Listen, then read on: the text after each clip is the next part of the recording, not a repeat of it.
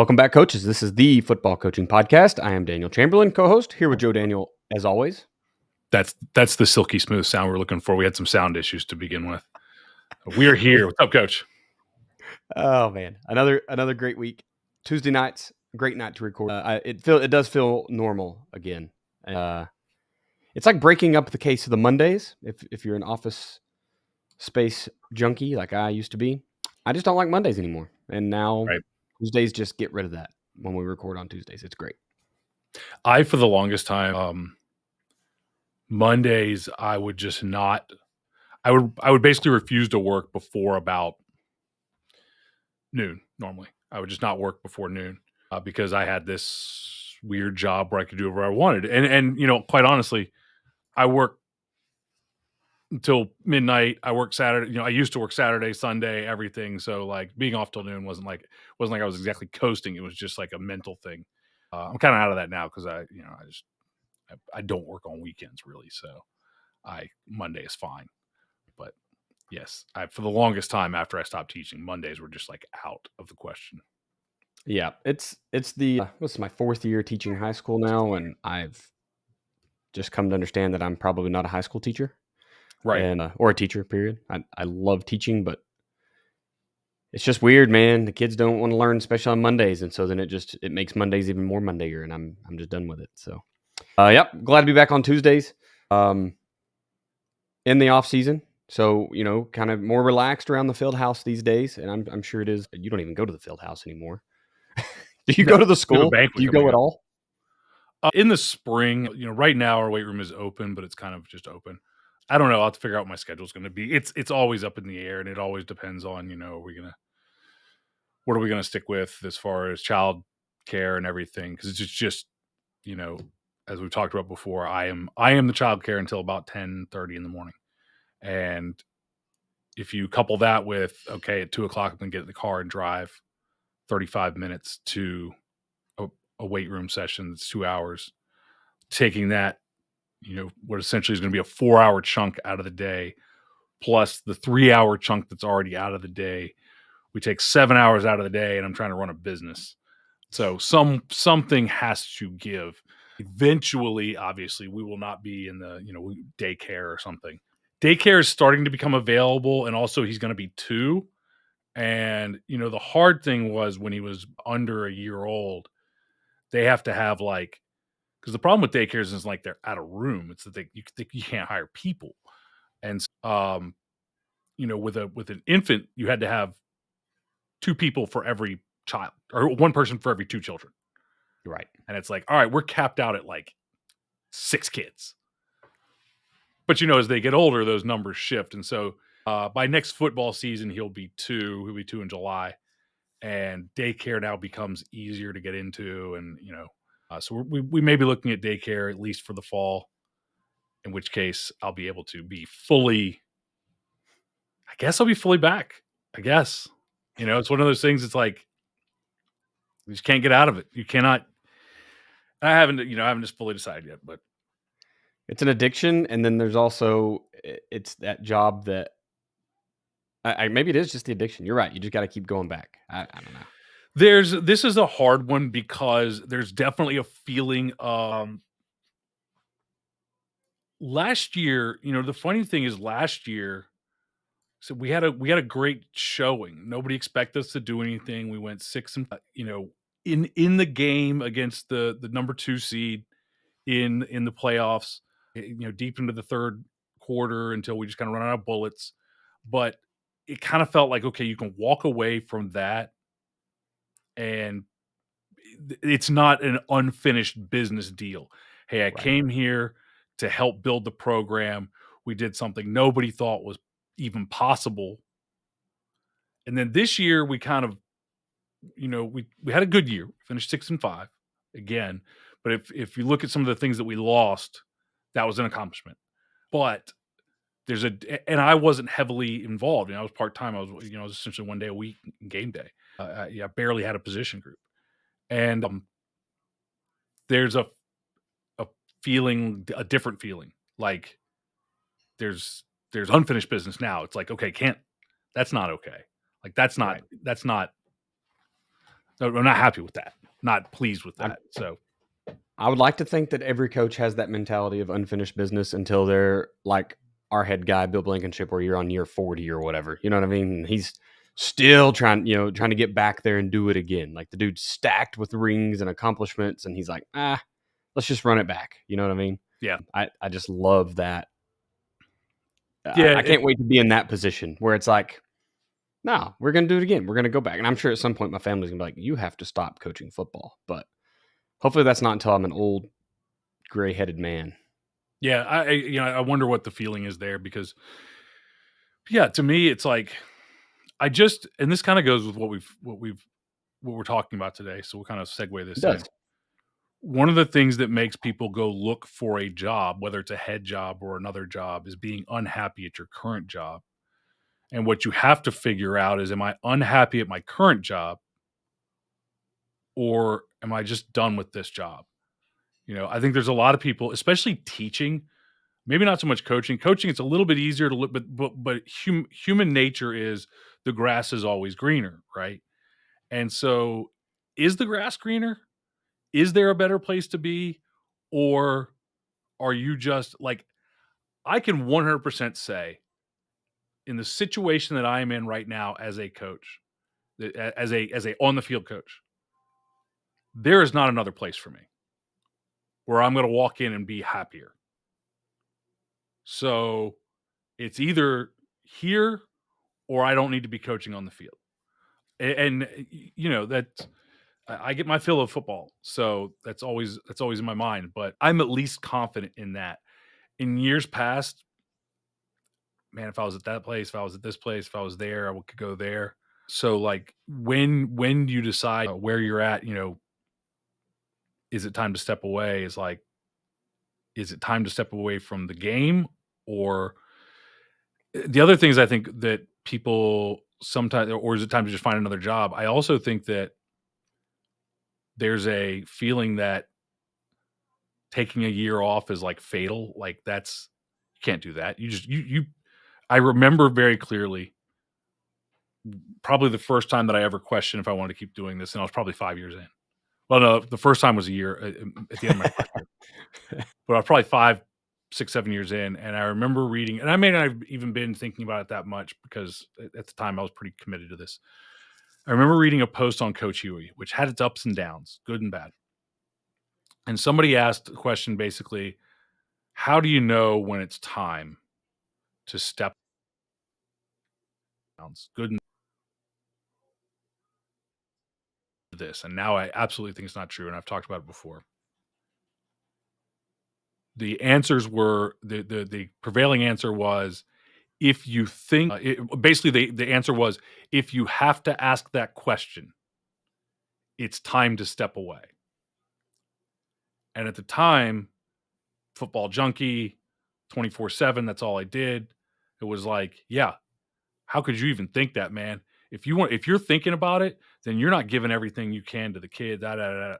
And now I'm like, I have questions if you're not thinking it.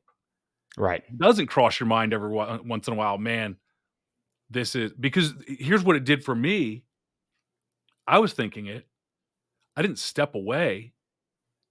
I figured out how can I make this work for me and for the kids and as best possible. Well, that was 90-minute practices.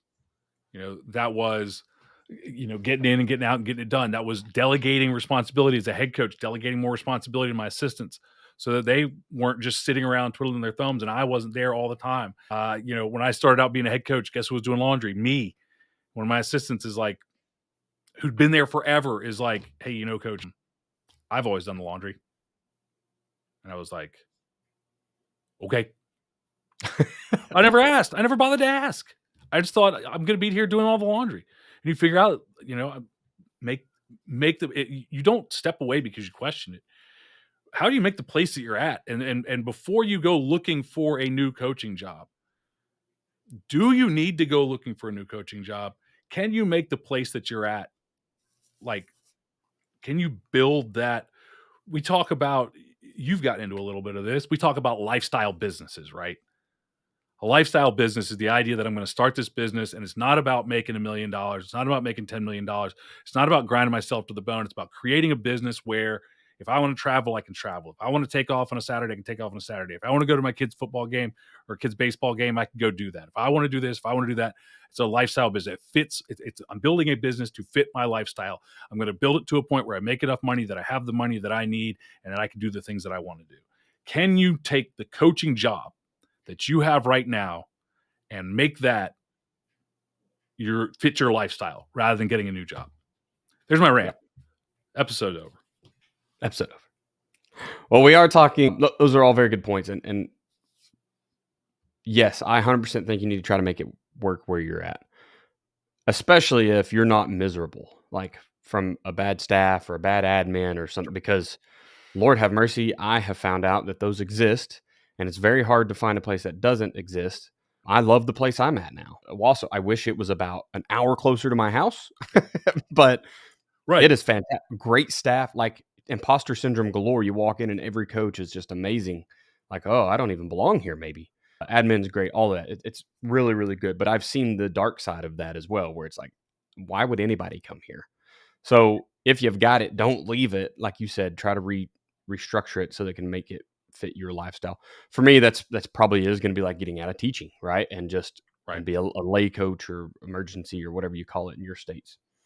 But tonight we're talking about getting a new head coaching job, and I think this will apply to any job actually, but head coaching is the focus. Yeah, more specifically, finding the best job for you. Right. And so we want to kind of just run through, what is a good job, what's a bad job, what mistakes to get away from, all that good stuff. So we'll get into that. Before we do, let's pay the bills though, because bills got to be paid. Bills got to be paid. Check out JDFB Foundations. You can get access at joedanielfootball.com/foundations and put in your email address, and we will send you a login. You're going to get access to 5 complete video series. Those are each series that include basically breaking down different, kind of like we do a podcast. It's kind of like a video for the 4-2-5 defense. Two separate ones for the 4-2-5 defense. One specifically more X's and O's. One more about the principles of the defense, umbrella, ASCA, levers. Then there's going to be one on the 4-3, one on the 33 stack, and then one on the pistol power offense system power series, power counter, and the power pass. The 4-3, the 3-3, and the other 4-2-5 kind of break down the base. And then a couple different elements, like the 3-3 looks at linebacker keys and reads, and then it looks at the coverage package. The 4-3 looks at the coverage package and the run fits for the 4-3. The 4-2-5 looks at, I believe, the run fits and also the like defending a wing T and defending adjustments between a wing T and a spread. So there's a ton of detail in these. And then there's also 3 other what I call cornerstone web clinics. One of the 9 core principles that I think every football coach needs to know. The things that are most important to me as a football coach. I think if you don't have principles, X's and O's do not matter. And then another one on creating the perfect practice plan, and one on kind of goes back to our episode from a couple weeks ago on creating your system and turning your playbook into a system. All of that is absolutely free. Just go to joedanielfootball.com/foundations. Awesome. Also want to mention Adaptable Physical Therapy. That is my wife and I's business that we have started. Talk about a lifestyle business. There you go, man. Just open your own, whatever it is that you do, right? So that's what we chose. Open a whatever. That's right. Opened a clinic in Grove, Oklahoma. Have been serving the community there for 6 months, just over 6 months now. Absolutely loving it. We're having rave reviews on Google. So Sam's doing a fantastic job. I can't even speak right. That's how good she's doing. What do you get at Adaptive Physical Therapy? You're going to see PT 2.0, which is something that's kind of coined by the Institute of Clinical Excellence, who she teaches for as well. She does what we do, Joe. She just does it for physical therapy. So she's going to get you one-on-one care with a licensed provider, the same provider every time. Right now, that's because it's just Sam. But as we add more providers to our network, whoever you get on day one is who you're going to get. We won't throw you back and forth, which unfortunately is kind of how it happens in the rest of the world. Fitness forward approach. I've said on here before, the first piece of equipment she wanted to buy was a squat rack. And basically it was like, yep, I can make a clinic work with that. Let's go. She's going to load you up. She's going to make you actually be rehab. Her big thing is if you're rehab, if you're going to treatment and it's not harder than what you do in everyday life, you're not being rehabbed. You're giving money to a provider to see you and turn you into your insurance claims. So she's going to make sure that you're loaded up and you're actually getting that rehab. You can reach out to us at adaptablept@gmail.com, or you can give a call at 918-791-8789 and set up an appointment there today. Athletic Speed Movement at athleticspeedmovement.com is Joe and I's little adventure into trying to digitalize Del Basquette. Who is Del Basquette? Well, he was the first speed coach in the NFL. The dude was doing it with the Seahawks way back when. He's over 40 years now. He's been teaching speed, and I still love it because I heard on a commercial today pulling into my school, "You can't teach speed." And I was like, we got a long way to go. The culture is set that you can't teach speed, and we have a very long way to go. But that's what we have Athletic Speed Movement for. We want to help you teach speed. We want to help you take your team of 0.5 players and make them ones, or take your ones and make them 1.5s. Give them that speed. Teach them how to run. That's what we've said kind of since the beginning, is just kids don't know how to run. No one ever teaches you, right? They teach you how to do a lot of other stuff in life, but how to run is not one of them. So we want to give you that body awareness, especially for your awkward high school players that are growing weird anyway. We want to give them that body awareness back and let them go out and be fast. I really wanted to use the hashtag like "let the grass grow" or something, right? Because I'm so fast, my team's so fast, the grass is going to grow. But now every team I see has a turf field, so I'm not Yeah. sure the hashtag will work. Well, you're in a different environment because we're in Yeah, a we nice got more temperate. sun than anybody else. They should grow grass here. I don't Like get it. burns out. We've got a nice temperate environment, I guess. I don't know. There you go. Anyway, hop over to athleticspeedmovement.com. You can get access there. Jump on and see what Del Basquette's been teaching successfully for 40 plus years. Bills paid. Let's jump into it. How to find the best coaching job. So question number one is, why does it matter what job you take? I remember Kevin Ferguson was one of the. I think I told this story on the last podcast, or either the last week or 2 weeks ago. I told the story about the coach who was the offensive coordinator, and I got my first defensive line coach by just correcting him a few times, and he handed the cards and said, "F it, you're the defensive line coach." Walked off the field. That's right. There's a coach named Kevin Ferguson who's passed away since, and was a first head coaching job. He must have been very young. He was in the earlier mid 80s, and his first head coaching job was here at King and Queen, I believe, in Virginia, and King and Queen County. And I think they're pretty good now, if not mistaken. But for a long time, they were one of the worst programs in the state. And he took that job early in his career, and essentially, he always talked about it. It basically, he didn't turn it around. Failed was by his account. I wasn't there. I don't know. By his account, miserable job. Administration, didn't want to or didn't support winning. Didn't have the resources. Didn't have anything they needed. And at the end of the day, when you have that debacle on your resume, it's going to be years. He never did try. He never did get another head coaching job. I don't know how hard he tried. By the time that I knew him, I think that ship had kind of sailed, and he didn't care. Right. But as a young coach, you might just take anything that you can get. And if you take the wrong job, one of the things we talked about in the opening is that it could just turn you off of coaching altogether. You could have such a miserable experience that you just think you don't want to coach anymore or teach anymore. Because most head coaches, right, you're going to be a teacher. And so you might get the wrong teaching job. And, are they going to give you a job where you have an extra planning period so you can do all the things involved as a head coach that a head coach does? Or are you going to be teaching a full, 5-class biology schedule, and they're going to make sure that you have classes the last block of the day so that you don't get any time to, prepare for practice or prepare for, what are they going to do for you as the head football coach? We talk about all the things that you need, but that might just make that might make you so miserable that like you just don't even want to be involved in any of it anymore. So not only could it hurt your ability to get the next job, it could be your last job because you just have such a bad experience, or you pour so much into it trying to make it a good experience that, and this happens a lot.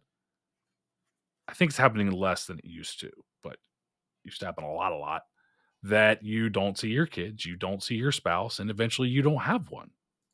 Right. I mean, this can have lasting big impact. The wrong job is it can ruin your career, it can ruin your life. I mean, it just can. So I think that's dramatic, but that's the truth. Yeah, I think it matters because you first impressions are going to be everything. And I know that in my region of the United States, Northeast Oklahoma, maybe it's not even looked upon as much. It up here it seems like if you've ever been a head coach, no matter how successful you were, just having head coach on your resume will get you another head coaching job. Like people are afraid to take the first step with a new guy, but they'll pull in someone who was terrible at another job. So maybe it won't hurt you there, but man, if you have a great plan and you go in and you're trying to a vision, if you will, right, and you're trying to make that happen, and you get put off by a bad admin or a staff that just won't cooperate, or kids who are whatever the thing is that makes the job bad, it might make you question what you're trying to do so much that you actually bring a less quality product, right? No matter where you get hired. Now, okay, well maybe I'm looking at fundraising wrong. Well, no, you weren't. Your fundraising was great. It was a fantastic plan. You worked on it for 3 or 4 years before you got your chance to establish it. It just wasn't the place, right? Um, I kind of think that expectations are something. I know that there's places expectations are too high, and the question that originally made me even think about this episode topic is that I'm every year until I find one, I'll be looking for a head coaching job. I think I've hit that point. I'm ready to go do something. I'm kind of hard to get along with people that don't see things my way, that are above me. That are I don't even know how to say that without just sound like a jerk. Maybe I'm a toxic coach. I don't know. But like I feel like I know how to coach football, and when there's people that don't, and then they're trying to tell me how to do stuff, and so that can just cause a weird thing. So I'm just ready to go out and sink or swim, get that first shot. And so I've been No, looking at jobs. Go ahead. that's one of the real quick. One of the most frustrating things about the single head coaching job that I had was I realized I was great. I'm fine being an assistant working for a head coach that I know. I need to work for somebody that I know, that I believe in, that we have similar ideas. When I became a head coach, thinking that like I'm going to be at the top and I can do whatever I want. Now I'm not the employee of the head coach. Now I was the employee of the principal, the athletic director, and the superintendent, Right. none of whom knew a daggone thing about coaching football. Right. So I was just looking at jobs, and my biggest question was like, what job do you look for? Do you look for an 0-10 team who's on the bottom, and so there's no expectations, so you can come in and make vast changes?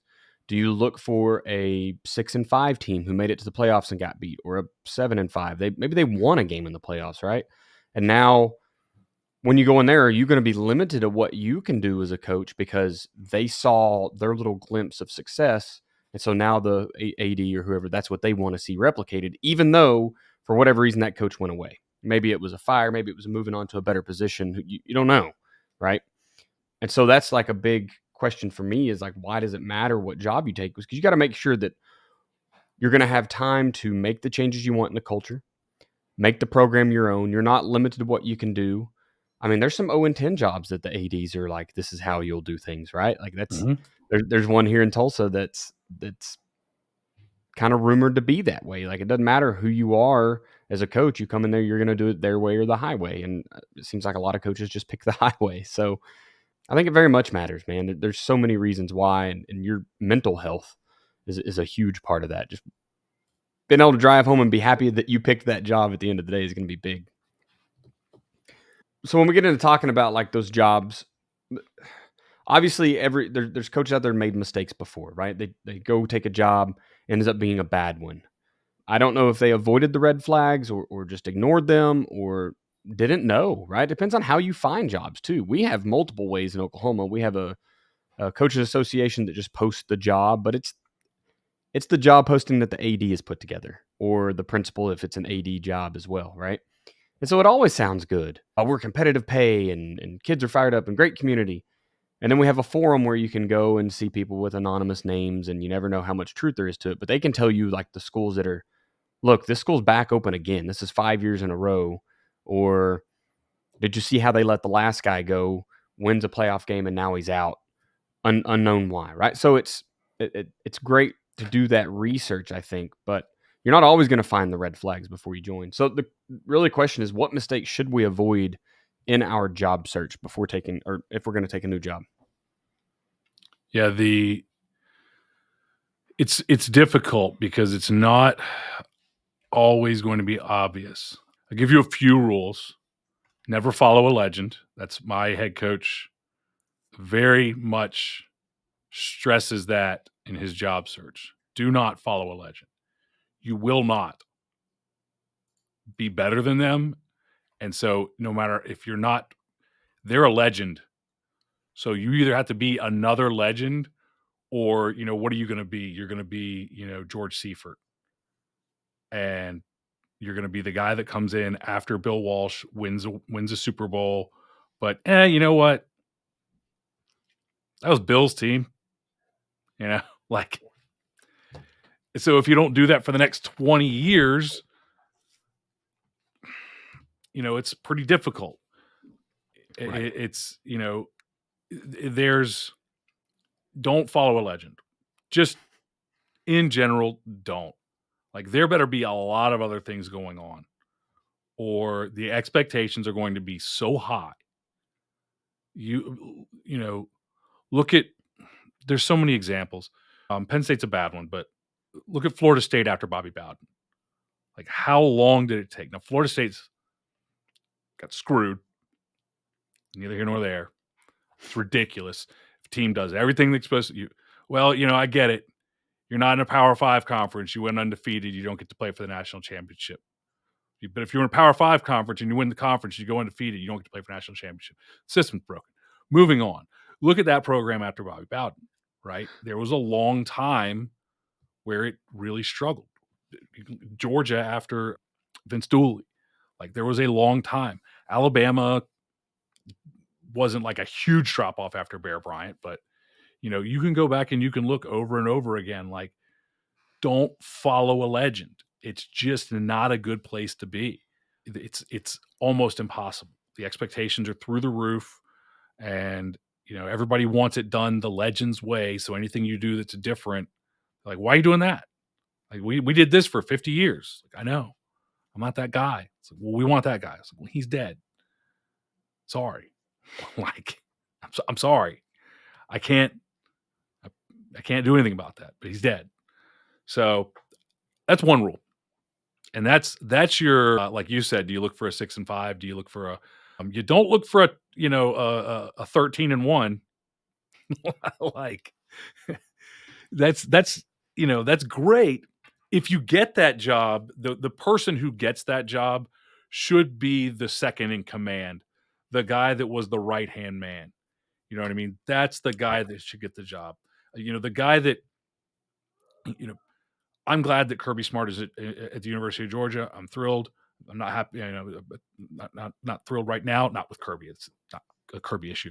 But, like, honestly, had that job never been open, the guy who would replace Nick Saban would be Kirby Smart, who was the guy Right. next to Kirby Smart. Like, that's the ideal replacement.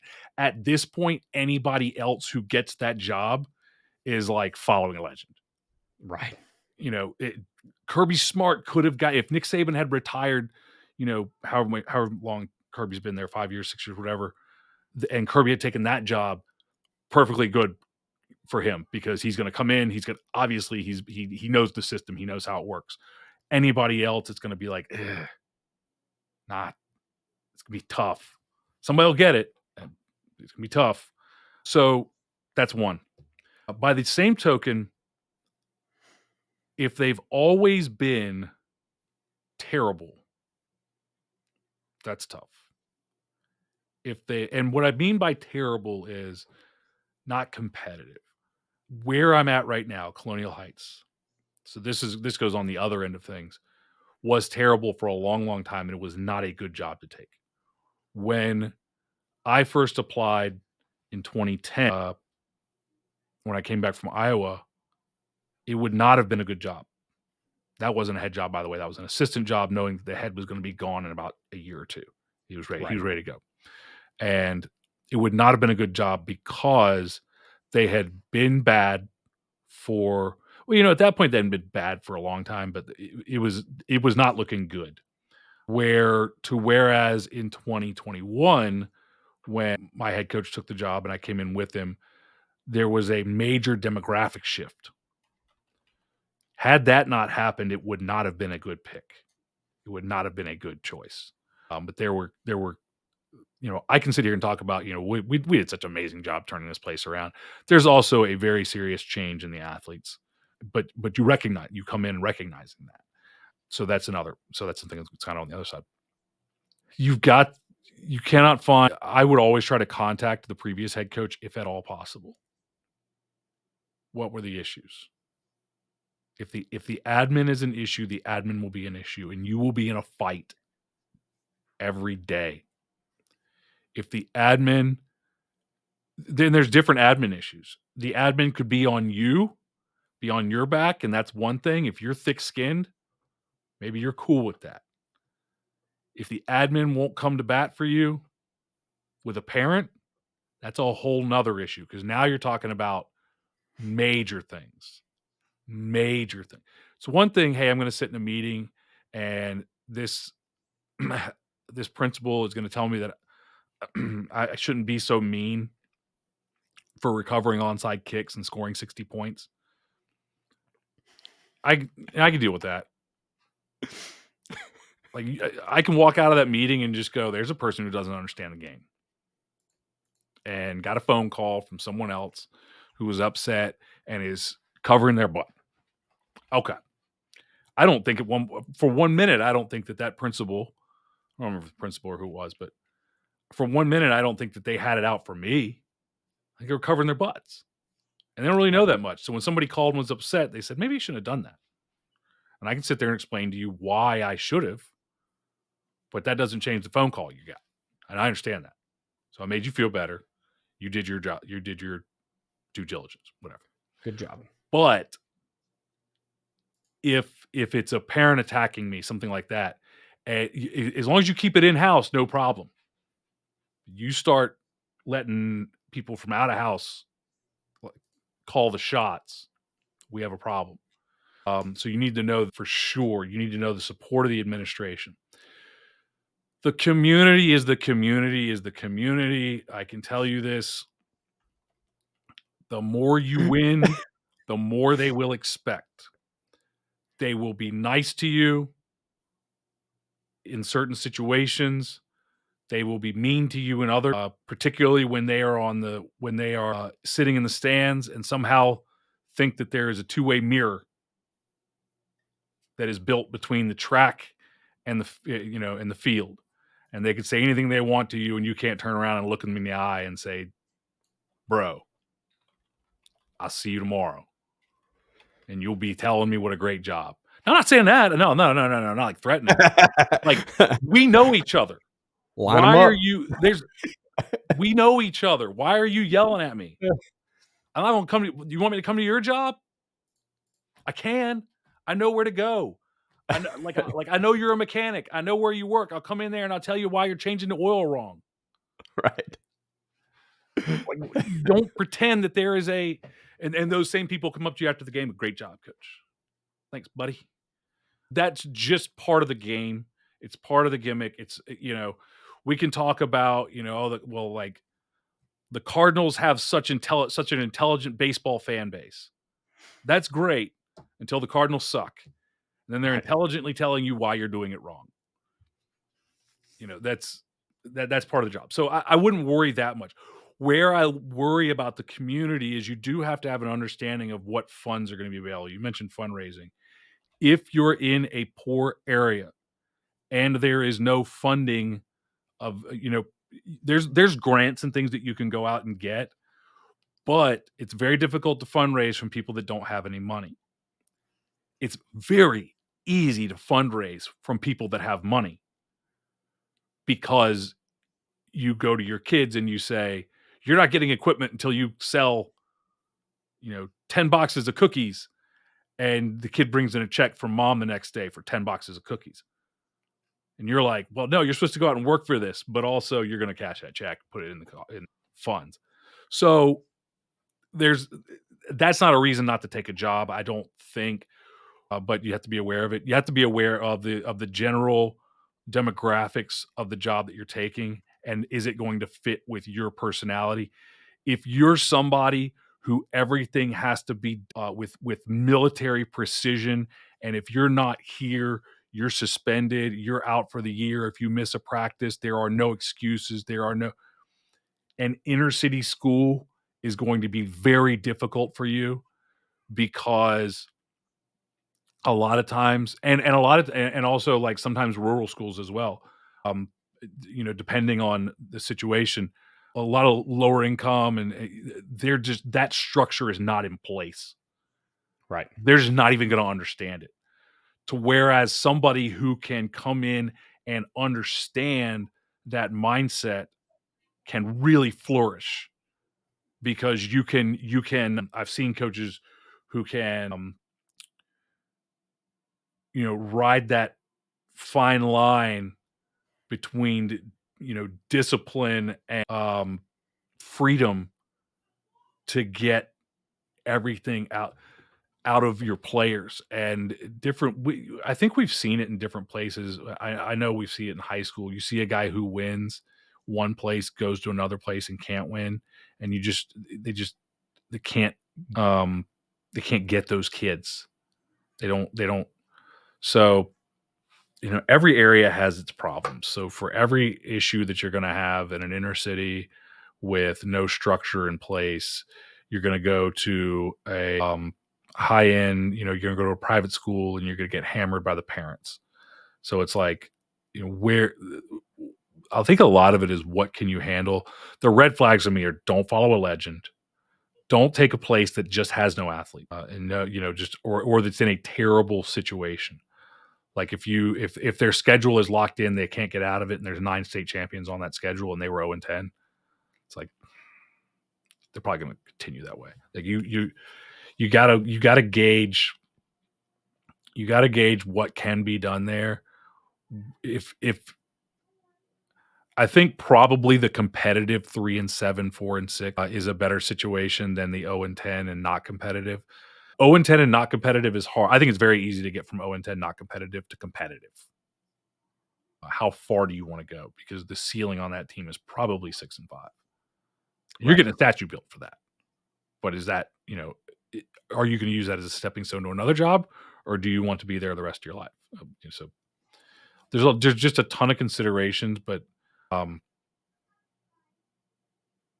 the red flags are more personal. Is this going to fit with what you want to do? I see red flags with administration, and I know you spoke a little bit about it, but I want to look at it from a different way. Having your back with a parent is obviously very big, but are they going to support you as a program and being successful? The school I'm at, I think I added up the other day, we have 14 varsity coaches and then like 5 freshmen and 5 eighth grade or something. I talked to a buddy who's at a state over for me. He's in Arkansas at a 6A school. I don't think it's exactly equivalent. Maybe it'd be like one size down from us because they have a 7A, but they have 7 coaches total. And Mhm. those guys are the freshmen and they are the eighth grade coaches as well, not to mention JV. So, one classification should not, in my eyes, change a Right. coaching staff size that much. So that just tells me, and I ask him, like, hey, is that admin going to hire more people? You clearly need more coaches if you're going to be competitive at the second largest classification in the state. And he basically said, no, they're not. That's not what they're Right. worried about, right? The It's a place with a lot of money, less athletes because they all go to surrounding schools that have administration that wants to go win games. So that seems to, that's a red flag I would look at first. Are Yeah. they actually supporting your program? I've experienced ADs that cared more about other sports, and so football kind of took the back burner, if you will. They were a basketball coach in their prime as a coach, became an AD, and then basketball team was the only team that mattered. So I think I think those are interesting. You do have the admin issue, but they do support athletics, right? So there's that, and right, also they have athletes. So there's an interesting possibility there. I've had some guys who were like, it's a baseball school or it's a basketball school or whatever, and I'm like, that that doesn't, that means that you're good at something. So it's not like the well water's bad. So I always think that there's an interesting. Now you're right. If they just totally crush the program, then And I think something I've seen is they let other coaches make players specialize, or they threaten their playing time, or something like that. Right? If you've got that going on, that's a really good one. your baseball team, great. It's going to be fantastic year round. All Yeah, great. I mean, I'm proud of you, but you're threatening players with playing time, or I'm trying to think where we saw it a couple of years ago. I want to say it might have been the baseball coach there too. Anyway, it's just there's always seems to be a coach that wants to hog the players, and no, they need to be in this sport anytime they're not in your sport, yeah, and then when they start threatening playing time, that's when you go, what are we doing here? We had a soccer coach that had our football players in football season working out and running miles per day all week long, like on game day. What are you doing? yeah. Right. So you got to make sure that AD's management style is going to fit what you need, because you can't go in and compete with that. If that's the status quo, it's pretty hard to change without making a bunch of waves as a new coach. Yeah. No, that's a really good one. That you're absolutely right. If the administration is not going to support, the administration is going to allow coaches to compete for kids. See, coaches should never compete for kids in a school. It should be about, a well-run school wins in everything or multiple sports. Maybe not Right. everything. See this? This is a college. This is a national champ 2022 men's Division III national championship shirt for the Randolph-Macon College at Ashland campus. And this coming Saturday, we will be playing in the semifinal for football as well.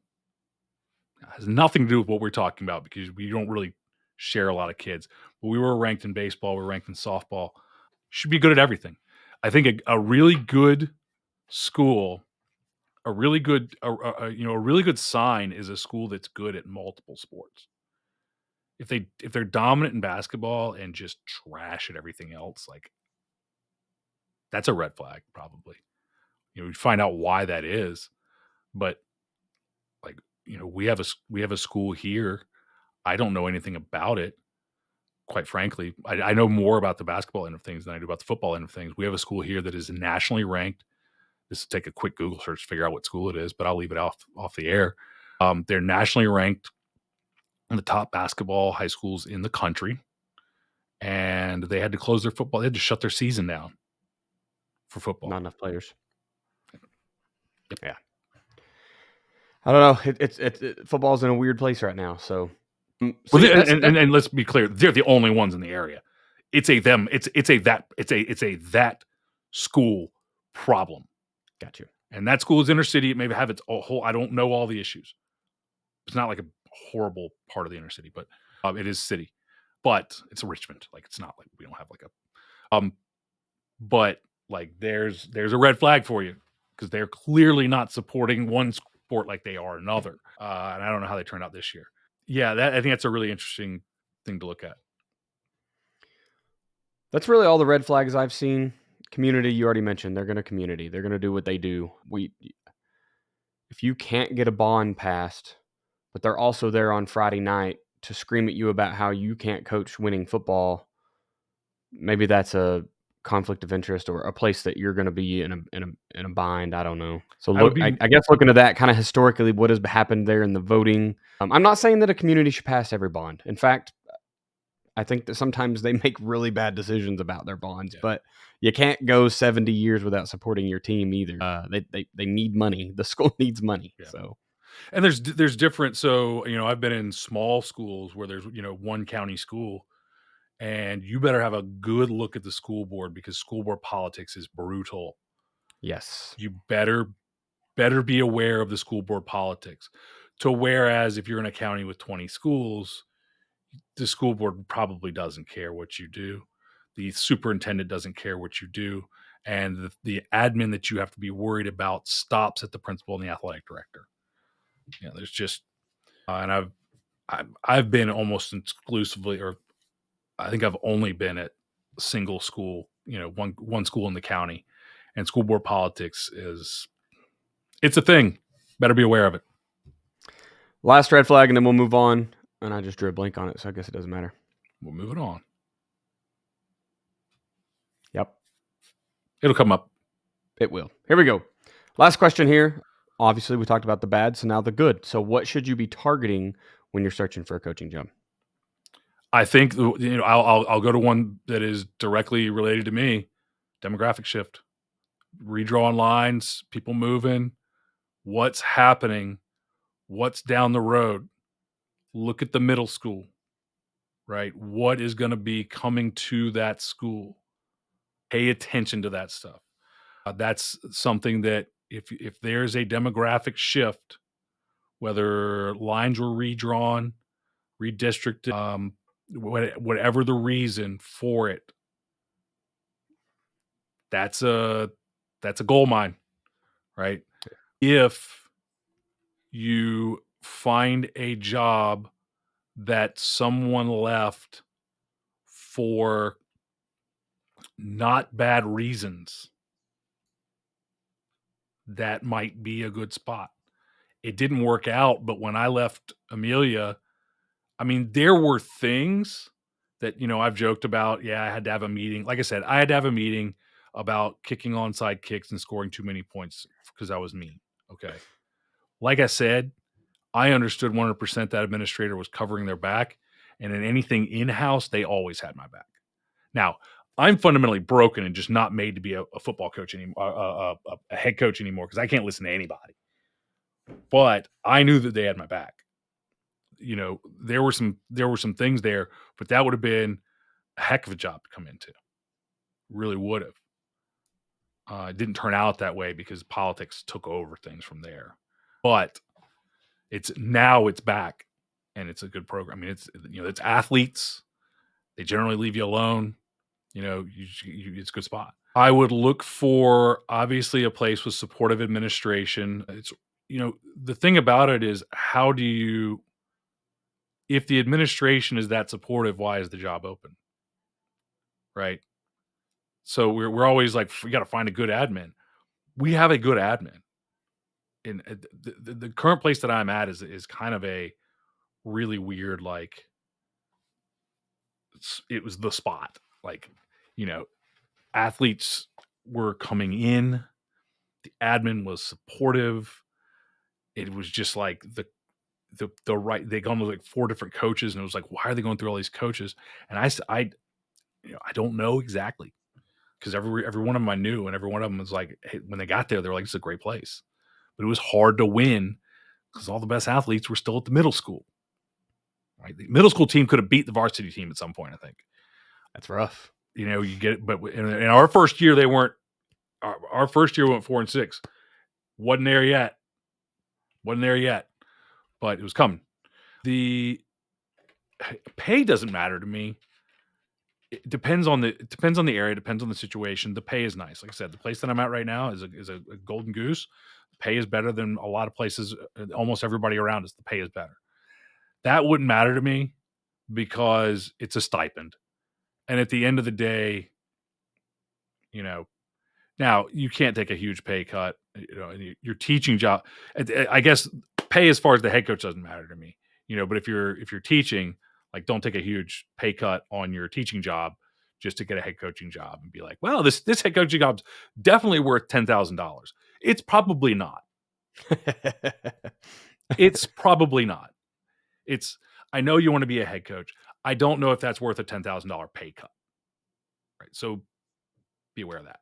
$10,000 pay raise might sound really nice. If it's a terrible job, see if you can get the coordinator position. Be like, can I finish second in the interview process and get the head coach to hire me? That's my goal. And then when he gets fired, because it's a bad job but it pays a lot, I'll have some money saved up and then I can go somewhere else. You got to orchestrate your career. There's a lifestyle career. I don't know what else, like, good athletes, good attitudes. I used to think supportive community, but Just ignore them. I mean, don't ignore them. They'll be supportive, but like, don't be upset that somebody's yelling. Somebody's going to be upset. That's find a good spot that you can be at. If you win, they're going to like you.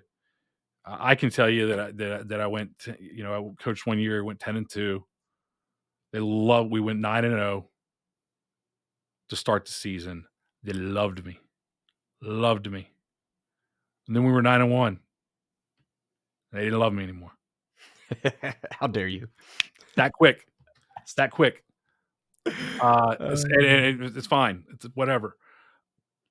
I wouldn't worry too much about that. I don't know what else there's. Facilities. One of the hard things is not having a weight room. I don't care. On the field, I couldn't care less. Oh, they don't have a sled. That's fine. That's one less patch of dead grass because I don't use a sled. I don't need anything on the football field. I would like to have a goalpost on the practice field so we don't have to go travel to the. I've been in a lot of places where there's no goalpost and you got to like get a goalpost erected on the practice field so that you don't have to go travel to the game field to kick. I don't care if they have an indoor facility. I don't care if they have field turf. Hopefully, I'm not the one that's going to be mowing it and lining it. I might find that out. Ask about the grounds maintenance because that can be a surprise. Oh, by the way, the key to the lawnmower is in your office. It's like, well, why is it there? Why'd the groundskeeper leave it there? It's like, oh, you're the groundskeeper. Why do they have a key to my office? That's weird. Yeah, why does he clean it too? Nope, you clean your office too. But if you don't have a weight room, it's hard. And it doesn't have to be one of the pictures from the magazines with the back-to-back racks and the platforms. I need a few squat racks. I need some bars. The first thing that I had to buy in all of my fundraising money, I did two things. I sold everything that I could in there. I mean, scrapped the leg press, sold a neck machine and stuff because I just needed space. It was a small room. And then I went and I bought 3 cheap bars, and I bought some bumper plates. I brought in the squat rack from my house, and as far as I know, it's still there. And then there were 2 other squat racks there. There were 3 benches. I had 3 benches, 3 squat racks, 6 bars, maybe 7. After I bought 3 that would spin because the rest of them were rusted out. And I was like, great, those are bench press squat bars. Give me 3 little spins so I can put them on the floor. Some bumper plates. I had generally enough weight to, give everybody could be lifting, squatting, and everything. And after we bought the bumpers, we had to buy bumpers though. That was it. But that wasn't a big deal because it was a small team and 3 racks, 3 racks, 3 benches, 4 bars on the floor. I could make it work. We had to shuffle people in and out. So it was like linemen come in, squat, and then they go to the floor to do linemen come in, they do their explosive work, and then when they go to the squat rack, the skill guys come in and go to the floor. There was a lot of that, but if there isn't one, hopefully they're building one, but you're going to need that. Like that's probably something that you don't have to have great facilities, but I want to see a reasonable weight room because that's where you're going to rebuild this program if it's a rebuild. Yeah, so kind of facilities, I'll talk about it for a moment as well. I think if those big ticket items, if you find a place that has them, we're talking like the big video boards that everybody has nowadays, right? Do they have what else are they putting out to the public? Because that's where I start thinking fundraising right now. It's like, do we have a way to sell advertisements for the guy down the street so we don't have to start selling cookies and sheets and all the Right. chaos that people sell, all the junk that nobody wants, but by darn, we're going to give you something for your money instead of just let you donate or sell advertisements. So those big ticket items and the locker rooms, is it nice or does it need to be rebuilt 10 years ago? Because that's a headache that I mean, if you have 2 jobs that are your options and one of them doesn't have facilities yet, it could be an opportunity if you've got silver lining mindset, which is great, and say, I get to design that and make it what I want it to be and ensure it's done right. So maybe that's where you could go as well if the funding's already kind of secured. But Locker room's an interesting one because if your locker rooms are not up to snuff, meaning that a lot of the locks are broken. The the little hooks and stuff are broken. In other words, if things can't be secured, that's a fundraiser issue because they're going to walk away. Yeah. And so that's like I said, my head coaching job. There were no footballs when I got there. There were footballs at the end of the previous season. I was the offensive coordinator. When I became the head coach in May, what the heck took until May? I don't know. When I became the head coach in May, there were no footballs because the equipment room could not be secured. So what's the first thing I had to do? Car wash to buy footballs. There you go. Which are expensive nowadays. What are they, like $100 or more? They were 80 something at the time. But the problem is now they said we're going to give you 6 game balls. Not ideal, but they gave me 6 game balls. It's not a lot, but I would have been fine with that. I think I bought 6 more. But the problem was I don't have any practice balls because what are your Right. practice balls? They're the game balls from the year before. They were all stolen. So I had to go. Now, luckily, you can buy practice balls, which are basically footballs made in China, and they're about $25, and you can practice with those until you There get a you couple go. game balls in there. Another one, when you start thinking facilities, is just equipment. What do they Yeah. have good equipment, right? Are you going to walk in and all of your helmets expire next year? I Hey, can still remember when Coach Collins and I were going through Stillwell stuff last year, and nothing on them. They've just swapped a lot of head coaches, and the buck had kind of gotten passed. They'd made a big purchase in like 2018, and what do you get? 10 years, right? But then, so we had a good swath of them then. But whoever gets that job then is going to lose like 80% of their helmets. So, and then none have been bought since then. So Coach Collins set the program up well and bought enough to get another cycle going. But we if went they've through the not done exact same maintenance thing. like that, because a lot of coaches I know will just kind of, well, when we buy new uniforms, we'll buy new helmets. That's crazy to me. Like, what are you talking No, you about? should be buying 10 or 12 new helmets every year. Right. Yes. You need Yeah, to be probably your seniors. Every senior should probably be rocking a new helmet, and then they can pass that's a it good on. rule. Yeah, we Um, came in and so in 2018, a donor bought 55 brand new beautiful helmets for the program. And the following couple of years, the coaches basically decided like, all right, we got 55 helmets, 55 players, and they would cut. They didn't have a JV. The 3 out if of you the don't 4 have a years they helmet, didn't have a JV. you know why. 3 out of the 4 years they did not have a JV, and they just, I mean, they didn't have that many players. We came in with the idea that we need to build from the ground up, with the idea that this is going to be a long-term process because we're not at the finish line. We've done some things that nobody else has done, but we're not at the finish line by any means. And a lot of time has been invested in the middle school program, the JV program, and so we got way more than 55 kids come out. Well, we have to start buying helmets, and like you said, in 2028, those will all be gone. 55 helmets will cycle out at Yeah. once. And from 2018 to 2021, no new helmets were bought. They just that was it. There were 55 helmets, and there were 55 helmets, all with a 2018, all with a 2018 date on 'em. So it's like the clock is ticking, and we're halfway through those helmets' lives. There's going to be a massive. So I don't. Here's the thing about that, though, Daniel.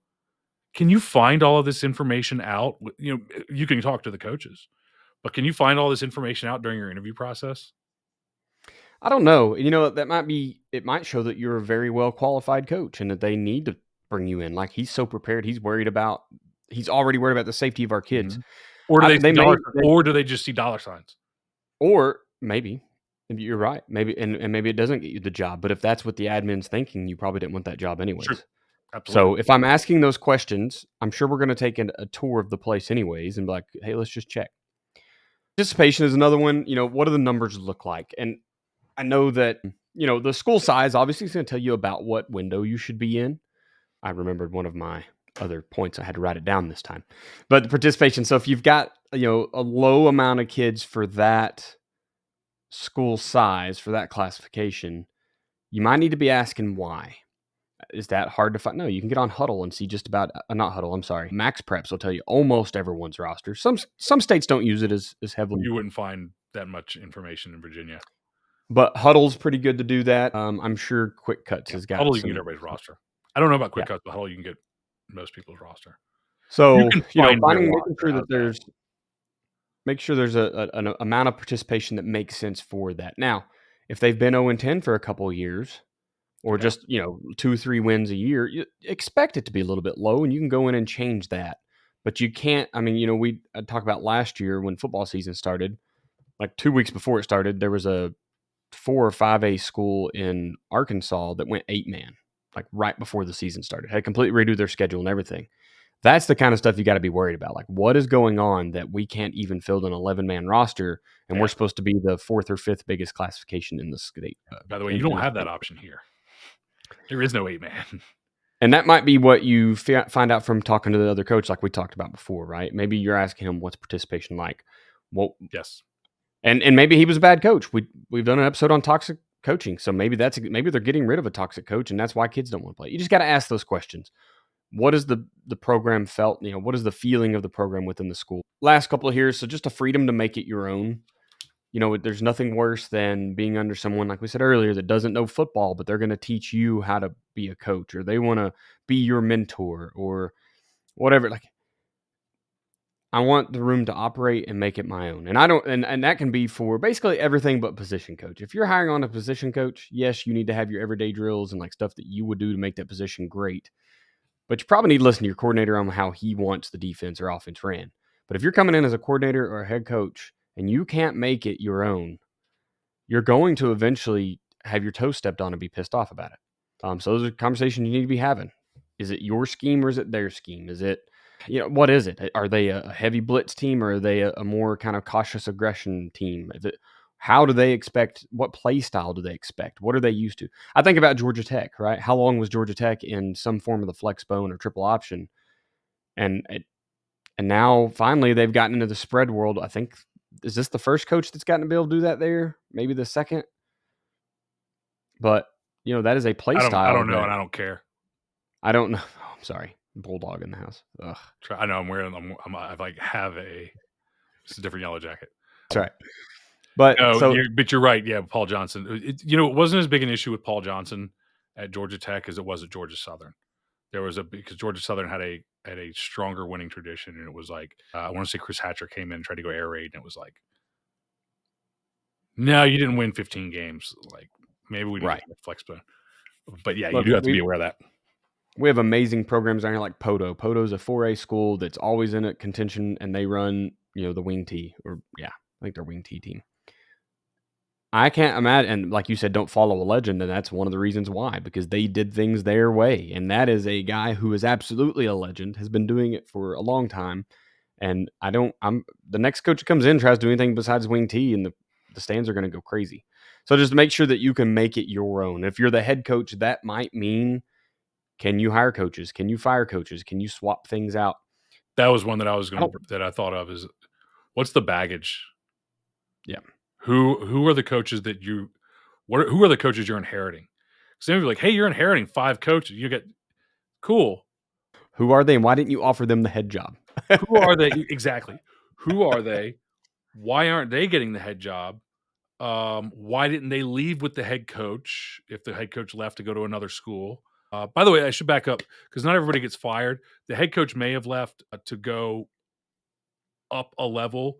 A lot of schools are that jumping off point, that stepping stone, and they got the next step.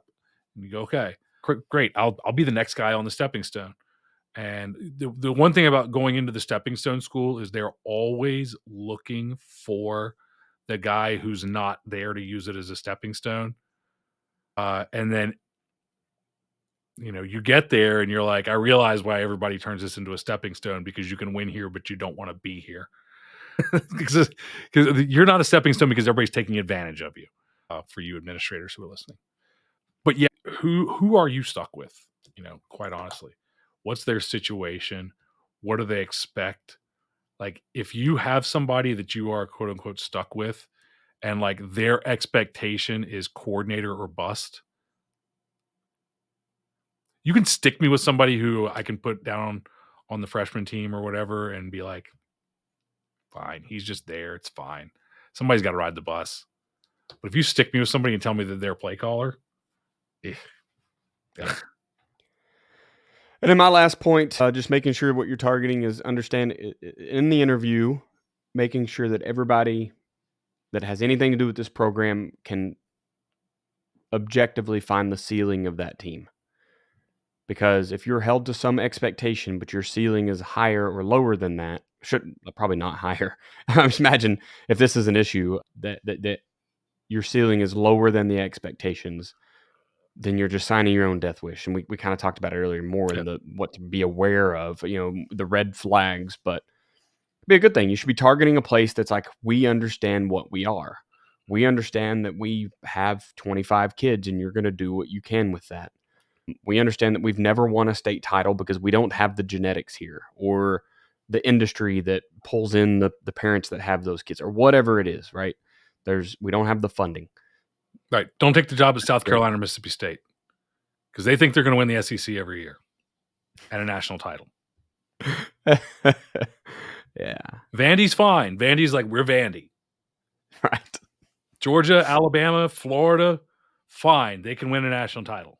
They've done it. Tennessee, not always, not there right now, but they've been there.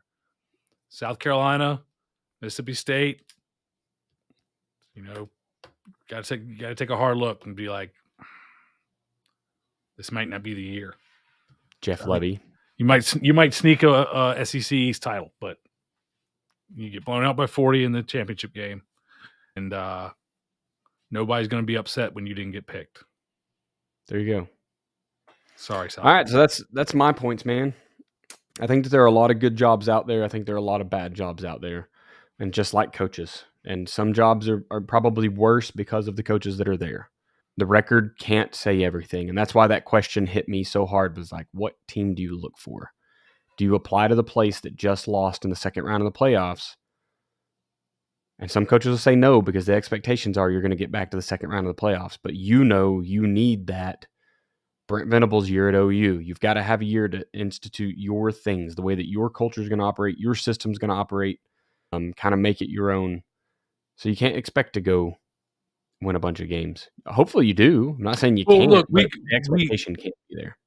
we just know one thing: we're all going to bet on ourselves. So when you're looking, keep that in mind. Like, you are thinking about 2 games higher than is realistic. Now, doesn't mean that you can't do it, but like if we're talking about like the realistic place where you're going to take this team, you're giving yourself a couple games extra over what anybody else with a objective mindset would give you, and that's okay. We all should bet on ourselves, but you just got to make sure. Like, there was a story. It was one of my marketing things that I read about this. I can't remember the name of it, but it was a hotel out in Vegas, and the guy that used to run it used to give away $500 in chips. But it was kind of like your bonus bets, if for those of you that live in states that have DraftKings and all that stuff. And it's like, we're going to give you this money, but you got to place the bet and then win the bet to get any money from it, that kind of thing. It was like, Right. so if you got $500 in chips, they were one way, meaning that you could place the bet. If you placed a $5 bet and you won, you got $5 real dollars. You didn't get $10, right? They didn't give you back. So it's kind of like fake money. But they would go down to the roulette wheel and put it all on green. I don't even remember how roulette works or whatever. Put it all on Red and black. red and black. I think you can do green, I but think it red was and green. black. But it was like, we're going to put it all. Yeah, I think there's green. And I think it was like, they all go down and they throw it all on green.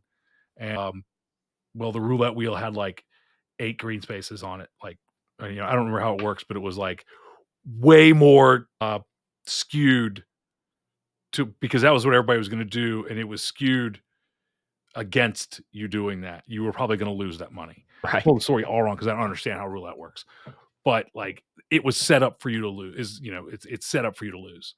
And we should all bet on ourselves, but we can't go into a job that is so set up to lose.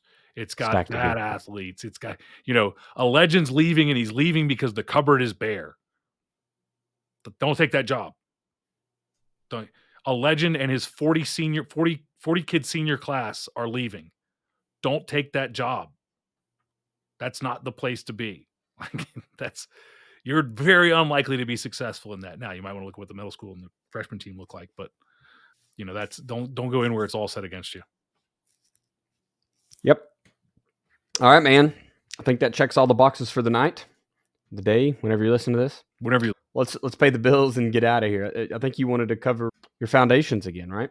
Yeah, JDFB Foundations, talked about it earlier. Go in there and check it out. It is free. It is access to 5 coaching video series, the 425, two separate sets on the 425. One is more X's and O's, and one is more principles, like the umbrella run fits principle, which I think is the more important stuff. The levers, ASCA of the 425. Getting deep into those. There's a video series on the 3-3, the 4-3, and the pistol power offense power series, which is power, counter, and the power pass, detailed instructions on running those. So you can get access to those plus 3 of my Cornerstone web clinics. One is on the 9 core principles that every football coach needs to know. It needs to be following, really, or at least some version of them. There's another one on planning perfect practices, and a third on creating a system, turning your playbook into a system. You can access for it at joedanielfootball.com/foundations. It is absolutely free. Put your email address in. You'll get a login sent to you right away.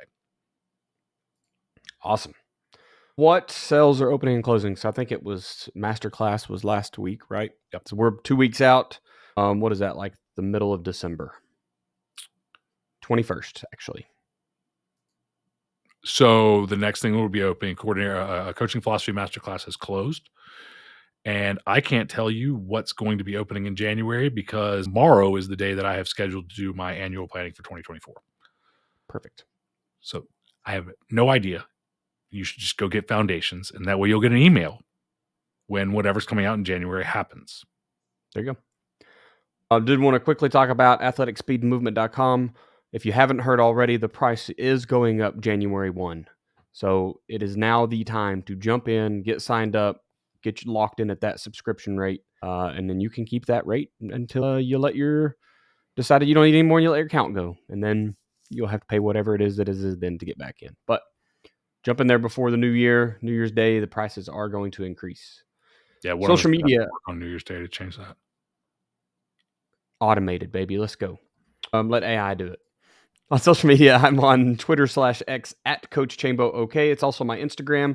I've literally done nothing with it, but it's there. It's got years old stuff.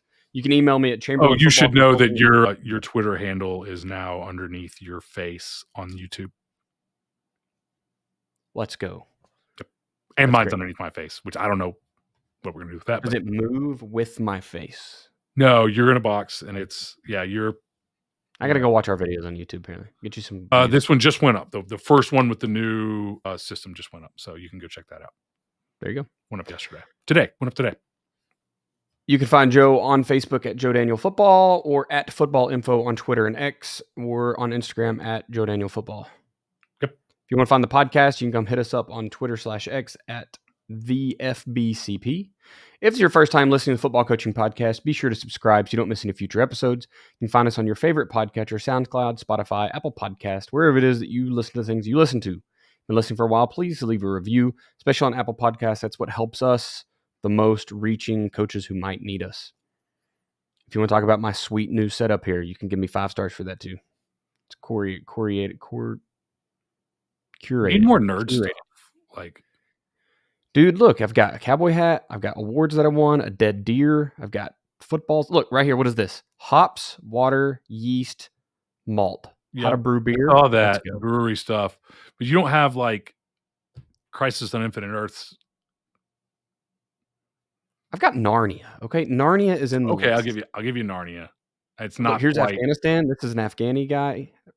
See, that's soldier pictures. Where's your pictures with guns? My pictures with guns? They're all at my dad's house, because it's probably the last time that I took a picture with a gun. This is history. I've got history on the wall. I'll find some nerdy stuff. This is Bill Malden. Google Bill Malden and what he did in World War II. Oh, I can't see that. It's out of the frame. Yeah, I know. It's wild. Oh, there we go. Deer jumping. I love it. Look at that. This part doesn't go on YouTube, so it's pointless. Oh, well, crap. My dad. All right. Anyway, my dad is a wildlife artist, so that's why that's there. Give us 5 stars if you think we deserve it. Thank you for listening to this episode of the Football Coaching Podcast. Remember, coach simple, play fast, win.